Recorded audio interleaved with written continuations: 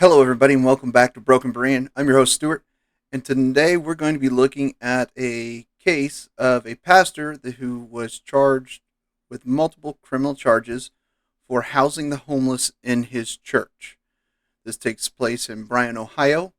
Back in November, the pastor was served with about 18 counts of criminal charges based on zoning laws for the city. He took it upon himself to house homeless people in his church at night because they had nowhere to go. Now, yes, there's reasons for zoning laws and things like that, but I want to take a broader look at this from a broader perspective. Um, as a church, as Christians, we're called to help those less fortunate to ourselves. Some do it directly, some do it by smaller churches, and bigger churches do it by funding other ministries whose sole purpose is to help homeless and those facing addiction and keeping them on the streets and things like that are better, well equipped, and well trained to do this. Doesn't mean that churches locally can't do the same. Then we have to look at from a different perspective. This is a nonprofit organization trying to help a group of people. They're not trying to do anything untoward towards them, give them, change their minds, try to convert them or anything like that. They're simply housing the homeless. Now, what gets me is the double standard here.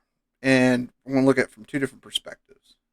I remember back when Katrina hit, being down here in the South, the government and FEMA asked churches, nonprofit organizations, cities to open up shelters, housing places to help refugees displaced by the natural disaster of Katrina. I put it to you that the homelessness in our country is a disaster. It should be a humanitarian disaster. We should be helping ourselves before we help others. And this isn't because I'm anti helping people that are not Native Americans. Far from it. But things I've learned in my life, things I've learned in my reading of history, of the Bible, and things in self improvement and how to better equip yourselves to be better people to others.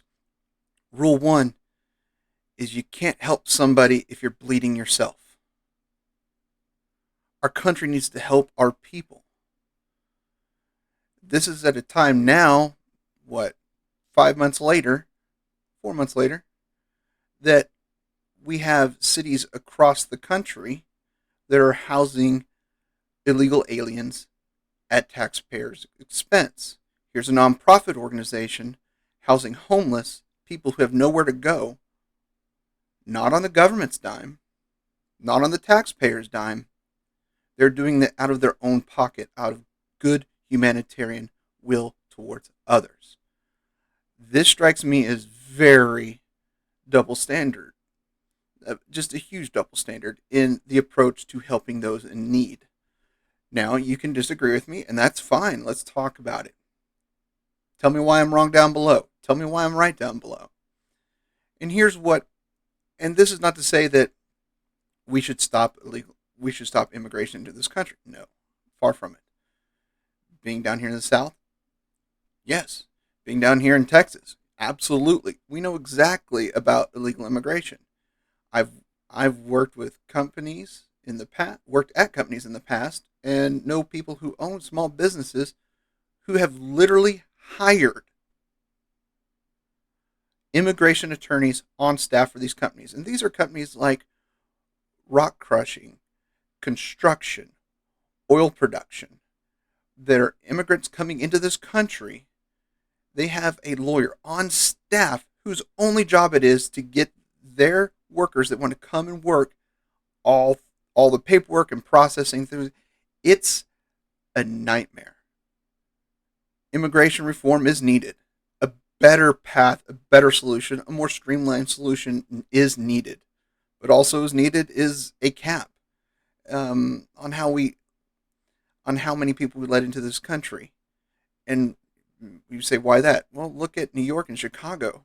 They're currently hemorrhaging money because they don't have the funds to house all these immigrants that have come to these sanctuary cities.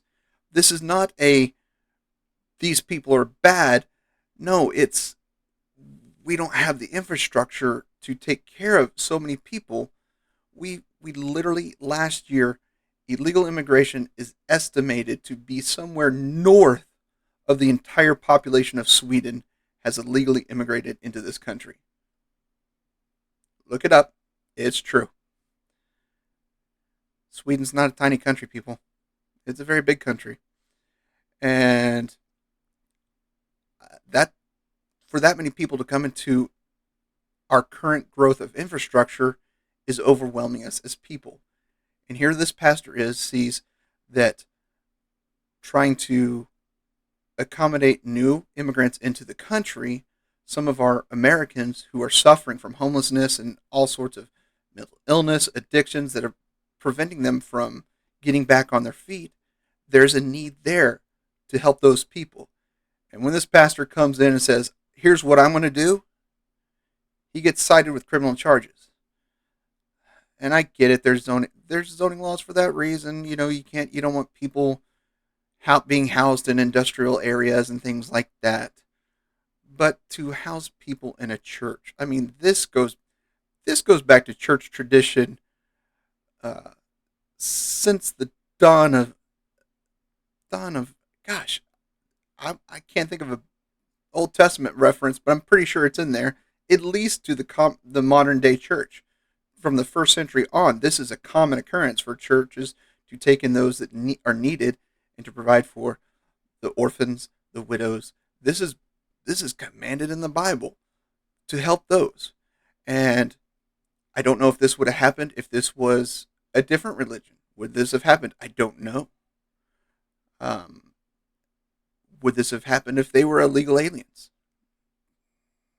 I'm thinking it probably wouldn't have happened. They probably would have been given a medal in this political climate. This pastor was helping people, not doing anything terrible. He may have violated a few zoning laws. And that could have been done with some paperwork, and just there could have been some paperwork that he could have filed and done, granted. Well, let's file it now, backdate it, and be done with it.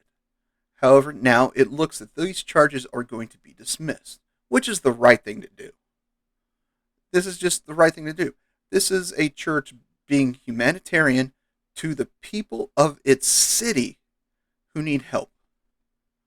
This isn't humanitarian aid to another country or to another group or preventing humanitarian need to another group or another people. These people were in need. This pastor said, come, we will help. From the most basic ethical standard, this is just. From the most basic moral standard, this is poignant to what morality is. This is a building block of morality to help others. So I'm a little perturbed at the city of Bryan, Ohio for doing this. I'm sure it, even though the article doesn't say, I'm sure it was politically motivated in some way. That is my speculation. I'm not stating a fact. It's my speculation. Because I support this pastor for doing it. And I'm going to find a way to help this pastor help the people of his community. We have places where I'm at, homeless shelters, refuge for battered women that I volunteer at, and there's things across this country that are like that. They're halfway houses, sober living houses, and things like that help people get back on their feet. These are things that are designed to help people. And this just infuriates me that, oh, he decided to help and now he's going to jail for it. This wasn't a political statement. This wasn't anything like that. This was, here's a need. We're going to fill it out of our pocket to serve these people as we're called to by the Bible, and he's going to go to jail for it. This is something you expect in a dictatorship type of country, not here in America. And that's what upsets me. Because I guarantee you, this Chris Avell, I hope I'm saying his name right, is going to have a glorious crown in heaven. Unlike some Houston pastors that locked their church doors during Katrina because they just had their carpets redone. It wouldn't let the refugees into his church. We know who I'm talking about, but we won't say that name because it leaves a bad taste in my mouth if I say it. So, I encourage all you out there that can, especially if you're in the Ohio area, to help Chris Avell, pastor of Dad's Place in Bryan, Ohio. Send food, send clothing, send anything that you can that is above your means. Don't put yourself in any financial strait to do this. Because like I said before, you can't help others if you're bleeding yourself. So, do that. Reach out to somebody. Help somebody this week. Whatever way possible. We should all strive to do that on a daily basis to help someone in need. Whether it's helping them find a place to get help or simply just sitting and listening to their story. That can save more lives than anything. So, until next time, I love you all, and there's nothing you can do about it.